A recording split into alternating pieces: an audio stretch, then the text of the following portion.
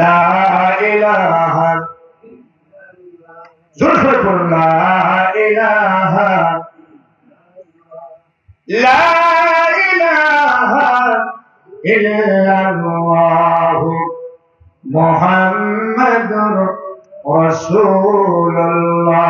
বলি সাল্লাল্লাহু। প্রিয় হাজিরিন, দুদিন ব্যাপী মাহফিল হচ্ছে রিয়াজুল জান্নাত কবরস্থানকে উদ্দেশ্য করে। এই মুজাসসাম মাহফিলে আমরা বেজায় খুশি।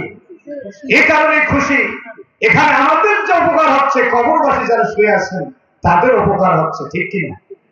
আল্লাহ রাসূল বলেছেন, কোন আলেম, কোন মুবাল্লিগ যদি কবরের পাশ দিয়ে হেঁটে যায় তাহলে কি হবে? কবরবাসী আযাব কমবে না বাড়বে? আমার রাসূল বলেছেন, কোন আলেম, কোন মুবাল্লিগ, কোরআনুল কারীমের কোন হাফিজ যদি কবরের পাশ দিয়ে গমন করে, আল্লাহ পাক কবরের ফেরেশতাকে নোটিশ জারি করে দেয়, 40 দিনের তার কবরের শাস্তি থাকলে মাফ হয়ে যায়। সাহাবায়ে কেরাম প্রশ্ন করে আসেন, আল্লাহ যদি বারবার হাঁটে তাহলে কি হবে? রাসূল বলেছেন, ওলামা হযরত যদি এই কবরবাসীর পাশ দিয়ে হেঁটে চলে যায়, হিসাব করে যদি কিয়ামত পর্যন্ত পৌঁছে যায়, আল্লাহ পাক এই কবরবাসীকে কবরের কষ্ট থেকে মওকুফ করে দিবে। সুবহানাল্লাহ।